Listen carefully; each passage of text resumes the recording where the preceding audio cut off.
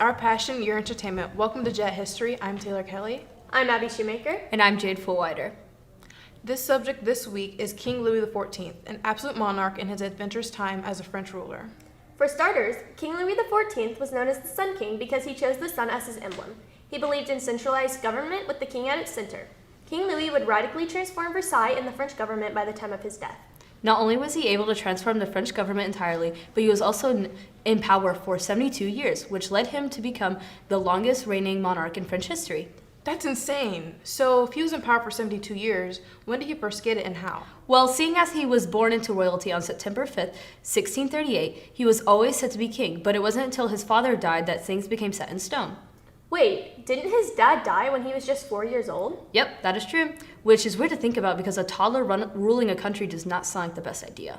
True, but since he was still super young, his godfather Mazarin helped him rule the country and played the role of his tutor as well. But even though this toddler was in charge of over 19 million subjects throughout his childhood, he was beyond neglected. The servants that were supposed to care for him barely did anything to look out for Louis, led him to almost drown to death in a pond as a child.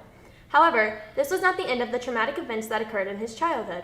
When he was 9, a civil war broke out, known as the Fronde, and France was filled with poverty, hunger, and much humiliation. The Fronde ended in 1653 with victory over the rebels. A few years later, in 1660, Louis fell in love with Marie Mancini, Mazarin's niece, but submitted to his duties and married Marie Therese of Austria, daughter of King Philip IV. Their marriage was to keep peace between their countries. After their marriage, Marie Therese moved into the Palace of Versailles with King Louis. The Palace of Versailles, which was built in 1634 southwest of Paris, showed the power and wealth that King Louis possessed and impressed citizens and foreign powers. The decorations in the palace emphasized the achievements of the king.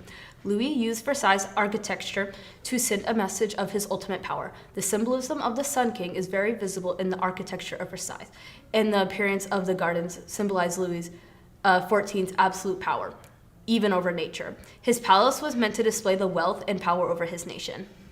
Louis insisted on moving the French government to Versailles because the location of the palace kept the king's residence some distance from Paris, which offered him protection from any civil unrest going on in the city. The location also forced nobles to travel to Versailles and seek lodging in the palace. The fact that the nobles lived in the palace with King Louis impeded their ability to plan revolutions and rebellions that could potentially challenge the king and overthrow his power. King Louis XIV believed that he was at the center of everything, and each action he would take ended up becoming a symbolic metaphor for his divine presence. These actions include the simplest things, including eating a meal or taking a walk through his garden.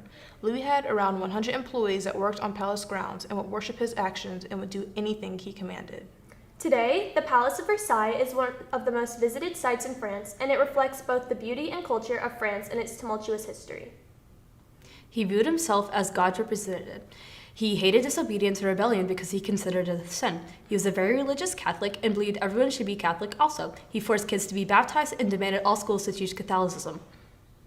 King Louis XIV died on September 1st, 1715 due to gangrene from an infection in his leg. Gangrene is a dead tissue resulting from an infection or lack of blood flow, which can be fatal. King Louis XIV led the French monarchy to a peak of absolute power, and his rule made France the dominant power in Europe in the 18th century. The length of his reign was referred to as the greatest age of French culture and art. Thank you for joining us at Jazz History today to learn about King Louis XIV. Please subscribe and see our new videos and leave a comment down below of what you would like to learn next. See you next time. Bye.